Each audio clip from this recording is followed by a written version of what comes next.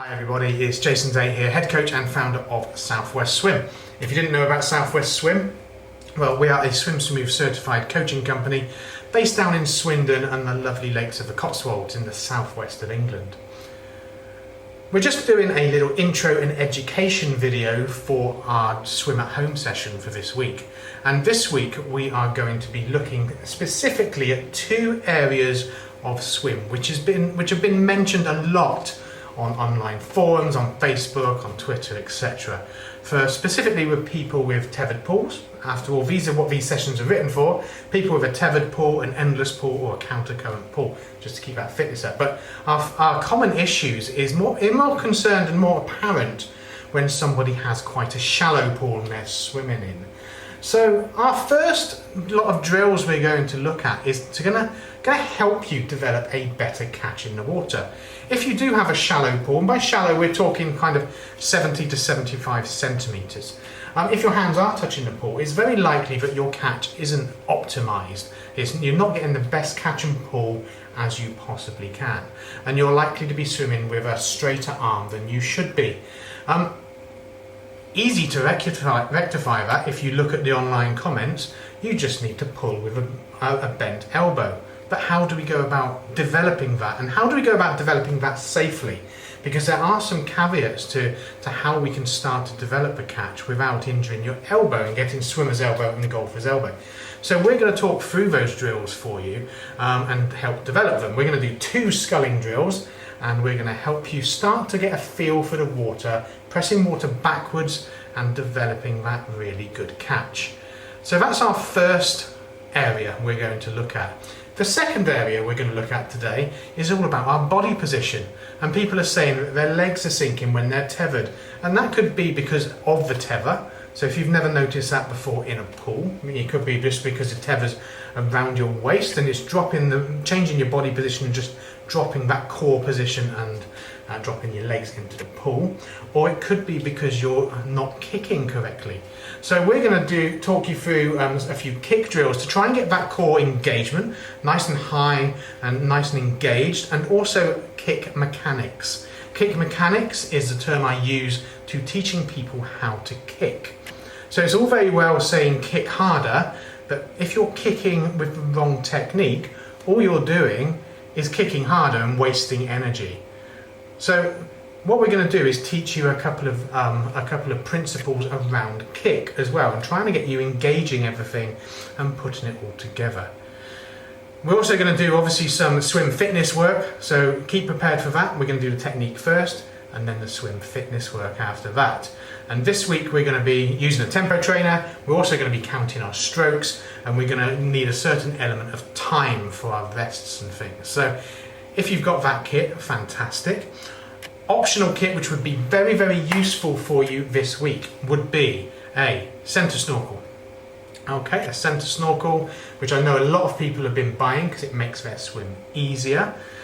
We're also going to be looking to use a pool buoy, or if you've got a float or a kickboard, something like that between your legs, so we can keep those legs up and isolate the front of our stroke. And also, if you've got them, maybe handy is a pair of fins. Okay, a word of warning: if you're using fins and paddles in one of the tethered pools, remember to not kick the end of them. So if you're in a fairly short pool, if you add fins, if they're long fins, you're adding quite a substantial distance to your overall body position. If a fin hits the side of the pool, you could be in danger of ripping the liner. So just be very careful with that. The same applies to paddles. So be very careful. Don't use the kit if you're struggling for space, or if you think you're going to swing back into the pool wall, or forward if you're wearing the paddles. So let's go through the session now. Okay, so for our first drill, we're going to start developing the catch. So as usual, what I want you to do as a warm-up is a 5 to 10 minute swim around 80% level. Okay, just do a normal swim this week and just get into the flow of the pool and the rhythm of your stroke, and just warm everything up. Okay, so that's our warm-up, which we do every week, and it's nice and easy. Feel free to do some dry land work before that. Get on the turbo, just warm the joints up, do some arm swings and some leg swings. Lots of different variations out there. So we're going to work on our first set, and this is going to be our part of our build up into our normal session as well. So we're going from a warm up into this session straight away. And we're going to do a drill called Skull 1. And we did this last week. If you've been following our sessions, we did this drill last week. I'm just changing the camera angle there, sorry. We did this drill last week. And that is basically a sculling action. So our arms are here. And I want to be almost rolling over a barrel as I move my arms. And I'm just literally going to move my arms backwards and forwards in a sweeping position. Now I should, if I'm in a tethered pool or an endless pool, if I'm doing this, I should be swimming in place basically, just tugging. In an endless pool I'd be swimming in place. In a tethered pool I'd just be lightly dragging that tether and feeling a little bit of tension if I was doing that correctly. And what this drill does, it sets up a really good catch position. So as I'm entering the water, I want you to focus on fingertips first. And I'm going to spear those fingers in, and I extend and reach, and then I come over, basically to set my catch up here. So that's where we're going to be in this part of the session. Okay, and we're going to do 20 strokes of Skull 1. So from here, and then we're going to go 40 strokes straight into our swim, and it's going to be a nice gentle swim, really just focusing on a fingertips first entry, which is very important, and driving that middle finger straight forwards in front of our shoulder, and then getting into this position. Okay, so that's our first drill. We're then going to take some rest, and we're going to do skull number 2. So skull number 2 is a little bit different. There'll be a video appearing shortly of the skull 2, as well as what we just did with the skull 1. So skull 2 is the same sweeping movement. Let me just move back ever so slightly.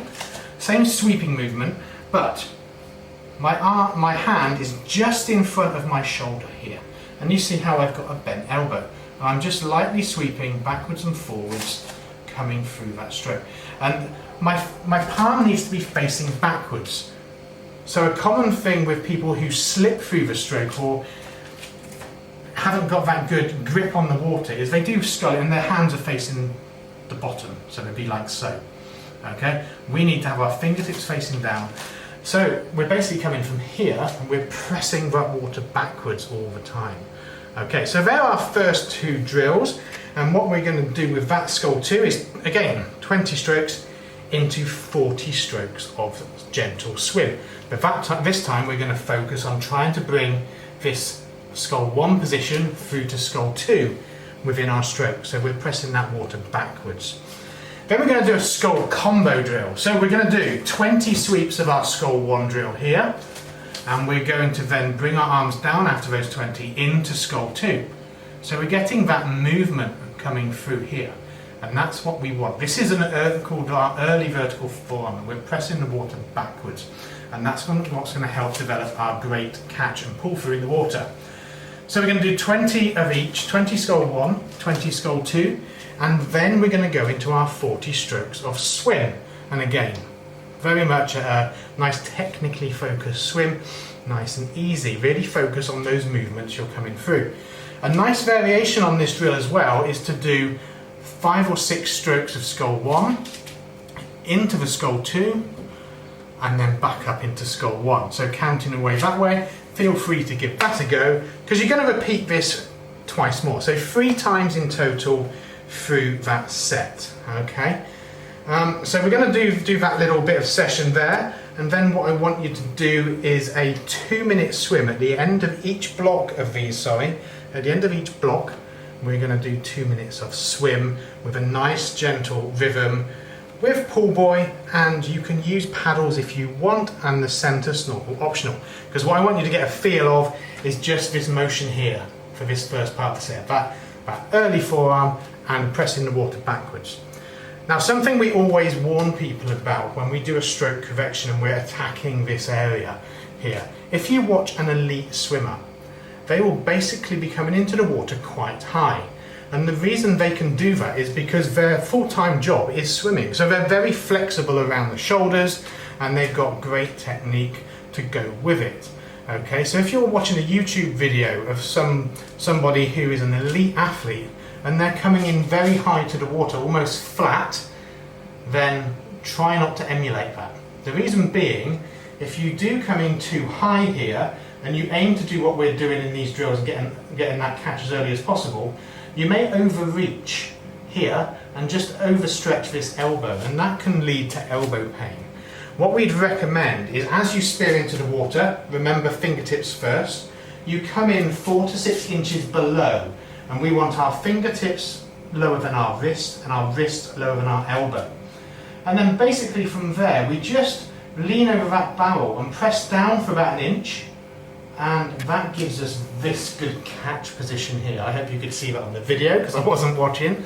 But just to warn you, don't try and overstretch. Don't try and do this. That's not what we're looking for, okay? That will hurt your elbow, and you can put yourself out for quite a long time if you get that swimmer's elbow, golfer's elbow, tennis elbow, whatever you want to call it, but it's just overstressing that. So we always mention that part for you. So in block 1, we've got our 20 scull 1s, 40 strokes, 20 scull 2s, 40 strokes, 20 scull 1s, 20 scull 2, 40 strokes. And then we're going to do a 2-minute swim, focusing on that nice hand entry and just moving that arm through the proper plane and the proper position. If you are still touching the bottom of the pool when you're doing this, check that you're doing it correctly. It's either your form isn't quite there or you have extremely long arms, okay? So just check your form as you're going through. With the sculling, use your pull buoy. Like I say, use a pull buoy or a float between your legs just to isolate, and try not to kick your legs on these ones, because we want to feel the movement from the front. We want to feel that tether lightly pulling till we're going putting strain on it. If you're moving backwards, it's likely you're sculling like this, and that's quite a common thing we see for those that overglide, because as their hand enters the water, they may well spear in and be good here. If you hold that glide for too long, your body's got nowhere else to go, and your hand starts to show forward. So just be aware of that. Okay, so that's our first set. So remember, we're thinking spear in 4 to 6 inches below the water's surface. Don't overstress the elbow as you're coming through those strokes, and remember to exit at the hip. So as you pull, you're pulling through. We're not finishing here when we're swimming. We pull through in our normal stroke. We go with our rotation. That palm faces the hip just before it exits the water. So your little finger comes out first, and then we're into our recovery, fingertips first, and we repeat the process. Very repetitive swimming, isn't it? So that's a good thing, because you learn quicker as long as you're doing that correctly. So for block 2, we're going to just be doing kick. So if you don't like kick, I am very sorry. But if you don't like kick, try and develop it. We're going to work on our body position and our posture in the water. And this is called an around the world kick. And in the pool, we do this. It's a very good balance drill. In the pool, we would do this continuously. And we would try and use the blue line wherever possible to guide our swimmers up and down the pool, or some other marking so they know that they're straight. And basically what we're going to do is a broken around the world. So we're going to break this up. We're going to do 20 seconds of the drill with 20 seconds rest, and we're going to repeat this all the way through. So our first drill is our nice torpedo kick drill. Okay, so I'm going to be in this nice torpedo kick position. This is where your center snorkel will come in useful. So I'm stretching up, making myself as long as I possibly can. And when I kick, I'm going to be kicking and engaging my hips and my glutes. And I'm going to have a nice long leg.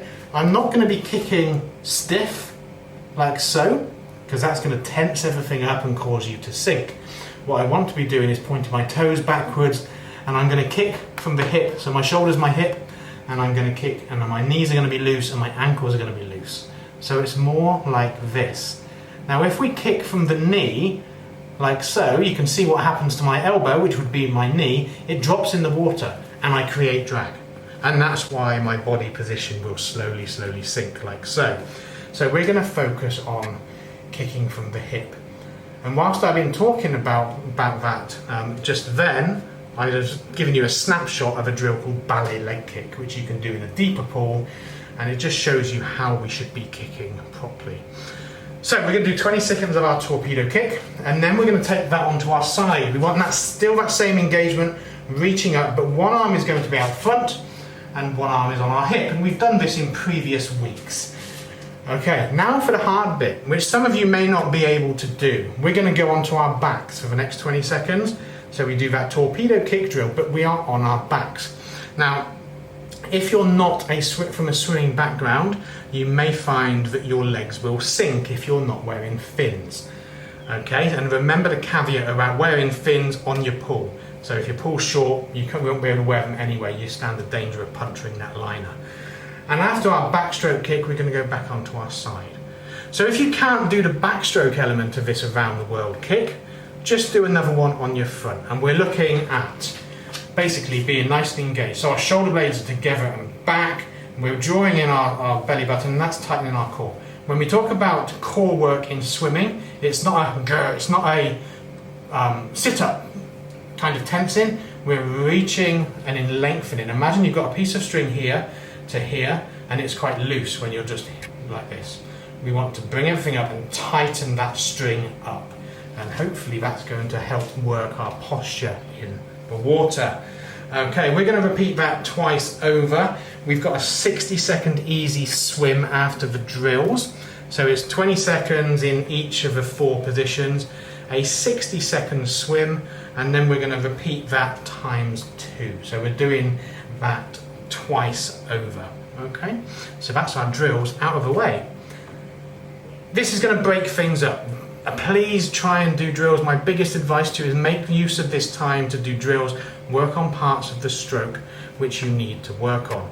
And I'm quite happy to provide anyone some advice on their stroke if you wanted to drop me a mail, and that will appear just down here now on my email address. I'm quite happy to provide some quick advice if you've got any questions about what we're doing in this video. Block 3 is our short, sharp build. All right. So we are going to do 100 strokes. So we don't worry about time. We are looking at 100 strokes, and we are going to build our arm speed every 20 strokes. So again, if you have this tempo trainer device here, the Finnish tempo trainer, set it to your base stroke rate if you know what that is. Have a quick listen, get into your rhythm, okay? And that's what we want to feel. We're not going to use this. You can if you want to, but it will just confuse everything. But 100 strokes. And what we are going to do is build the pace every 20 strokes. So if my base stroke rate is along the lines of 60 strokes a minute, after 20 seconds, I just want to feel my cadence increase ever so slightly. After 40 seconds, it goes up again. Until we get to 80, our last 20 strokes are relatively fast. But the reason we're doing it slow to fast is because I still want you to think about the 2 lots of technical work we've already done. We're now putting this into our swim. That's going to be easier to incorporate into your swim on the slower side of things. But when you work your speed up, we want you to try and hold form. Okay, if you can do it slow and then build up the speed, hopefully we can get you doing that when you're going a little bit faster as well. Also just makes life a little bit more fun because you can give a quick blip in the pool, speed going up. Now, on sets, we're going to do this 4 times, okay? So 4 lots of 100 strokes, and we're taking 30 seconds rest in between. I'm going to split this up. On sets 1 and 3, I want you to focus on basically block 1 of our set. So that is our hand entry, fingertips first, and tip, and going through those motions to get that good catch and pull through the water as we come through. So that's what I want you to focus on in sets 1 and 3. In sets 2 and 4, I want you to think more about engaging the core and kicking from the hip. Alright, so why we're doing that, swimming is a very technical sport. We've done 2 different things today, okay, and I just want you to get to grips with them. Nothing's going to be perfect straight away. But swimming's very technical, so if you overthink everything and put too much into your swim, if I asked you to focus on hand entry, catch, and engaging the core, and doing the kick, it would probably all go pear-shaped and wrong. So we're breaking that up. So 1 and 3, you're going to focus on block 1. 2 and 4, you're going to focus on that block 2, where we did the engagement of the core and the kick mechanic work. Okay, so that's where we're going in the technical part of the session, and you're going to do 4 sets of that, so 400 strokes. I've only written that down in once, feel free to go through it again if you wish to. Okay, and that is our session today in a nutshell. If you wanted to cool down, what I would suggest to you, obviously do a 5-10 minute cool down at the end of everything you've done, but if you have a bit of time, what I'd suggest to you to do is do block 1 again. Once through, do the sculling exercises, because that's a really nice, easy cool down into strokes, and cool down into your strokes, because you can control that pace a little bit more and really just focus on the drills. So that's our session for this week. We always try and make these educational as well. So we're not just going to tell you what to do. I want to be able to tell you why you should be doing it. So if I have missed anything out in the video, then please let me know. Again, any questions, drop me an email at jason@southwestswim. Remember, all of these sessions are released every Tuesday. They are free of charge. But if you really enjoyed the session and you like the work we're doing, feel free to drop us a session donation fee. The links to that are in the session plan. So I hope to see you again, virtually of course, next week for our session number 6. So that will be released on Tuesday. So enjoy this week, and I will see you soon.